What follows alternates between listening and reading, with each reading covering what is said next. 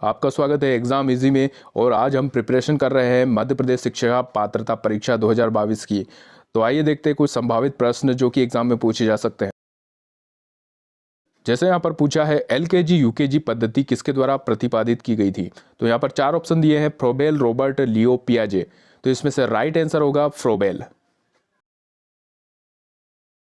दूसरा प्रश्न दिया है किसके अनुसार गणित मापन मात्रा तथा परिमाण का विज्ञान है। आर्मस्ट्रॉन्ग, ह्यूरिस्टिक, बर्नार्ड और ऑक्सफोर्ड डिक्शनरी। तो ये इसका आंसर होगा ऑक्सफोर्ड डिक्शनरी। अगला प्रश्न है रसायन में पानी को हाइड्रोजन को ऑक्सीजन से विभाजित करना किस विधि के अंतर्गत आता है। विश्लेषण विधि, संश्लेषण विधि, ह्यूरिस्टिक विधि या मोंटेसरी विधि। तो ध्यान रखें यहाँ पर इसका आंसर होगा विश्लेषण विधि। जी हाँ, विश्लेषण विधि से राइट आंसर। अगला प्रश्न दिया है गणित में निम्न में से कौन सा चरण समस्या समाधान विधि का नहीं है।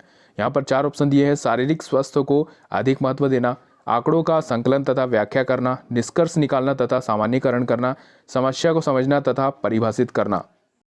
तो यहाँ पर इसका सीधा सा आंसर है शारीरिक स्वास्थ्य को अधिक महत्व देना। तो यहाँ पर हमारा नेक्स्ट क्वेश्चन है गणित शिक्षक में शिक्षक द्वारा की जाने वाली प्रमुख त्रुटि है।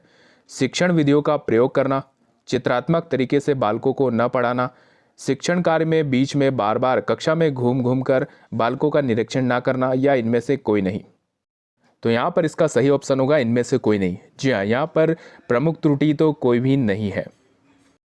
यहाँ पर हमारा नेक्स्ट क्वेश्चन है यदि एक शिक्षार्थी को संख्या और परिकलन में समस्या हो रही है तो उनमें से कौन सी असमर्थता हो सकती है।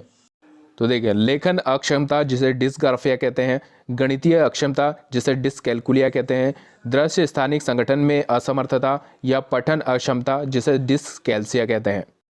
तो यहाँ पर इसका सही आंसर होगा बी, यानी कि गणितीय अक्षमता जिसे डिस्कैलकुलिया कहते हैं। यहाँ पर हमारा नेक्स्ट क्वेश्चन है शिक्षा शास्त्र का संबंध है मनोवैज्ञानिक तथ्यों से, शिक्षा अधिगम प्रक्रिया के तथ्यों से, सी ए या बी दोनों से, या फिर गणित के पाठ्यक्रम से। तो इसका राइट आंसर होगा ऑप्शन सी, ए और बी दोनों से। यहां पर हमारा नेक्स्ट क्वेश्चन है किस शिक्षा पद्धति में प्रोजेक्ट प्रणाली का प्रयोग किया जाता है। वैदिक शिक्षा, पारंपरिक शिक्षा, प्रगतिशील शिक्षा, या फिर इनमें से कोई नहीं। तो यहां पर इसका राइट आंसर होगा ऑप्शन सी, प्रगतिशील शिक्षा। तो यहाँ हमारा नेक्स्ट क्वेश्चन है उच्च सामान्य बुद्धि वाले छात्र की बुद्धि लब्धि होती है। ऑप्शन ए 80 से 90, 120 से 129, 110 से 119, या फिर 70 से 80। तो यहाँ पर इसका राइट आंसर होगा 110 से 119। जी, इसका राइट आंसर है ऑप्शन सी। हमारा नेक्स्ट क्वेश्चन है आपकी कक्षा का एक छात्र सागर पढ़ाई, खेलकूद, सामूहिक कार्यक्रम आदि में सर्वश्रेष्ठ प्रदर्शन करता है। इसका अर्थ यह है कि वह एक बहुआयामी बुद्धि वाला छात्र है, तर्कशील क्षमता वाला छात्र है, इनमें से कोई नहीं, या फिर क्षीण बुद्धि छात्र है। तो यहाँ पर इसका राइट आंसर होगा ए, यानी बहुआयामी बुद्धि वाला छात्र है।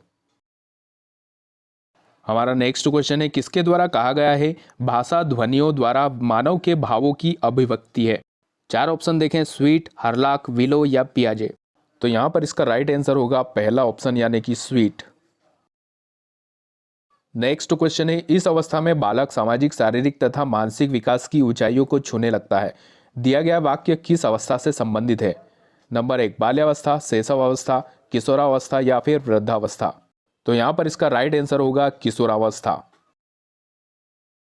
तो यहाँ पर हमारा नेक्स्ट क्वेश्चन है किस अवस्था को पूर्व परंपरागत अवस्था कहा गया है। शैशवावस्था, वृद्धावस्था, किशोरावस्था, या बाल्यावस्था। तो यहाँ पर इसका राइट आंसर होगा शैशवावस्था। जी हाँ, शैशवावस्था को पूर्व परंपरागत अवस्था कहा जाता है, और यह सिद्धांत दिया था कोलबर्ग ने। यहाँ पर हमारा नेक्स्ट क्वेश्चन है सामाजिक एवं सांस्कृतिक विकास का सिद्धांत दिया था वाइगोत्स्की ने, थार्नडाइक ने, पावलोव ने, या फिर चॉम्स्की ने। तो यहाँ पर इसका राइट आंसर होगा ऑप्शन ए, वाइगोत्स्की ने। नेक्स्ट क्वेश्चन देखें ब्रजेश के अनुसार उत्तेजना भाग है संवेगात्मक विकास का, सामाजिक विकास का, मानसिक विकास का, या शारीरिक विकास का। तो इसका राइट ऑप्शन है ऑप्शन ए, संवेगात्मक विकास का।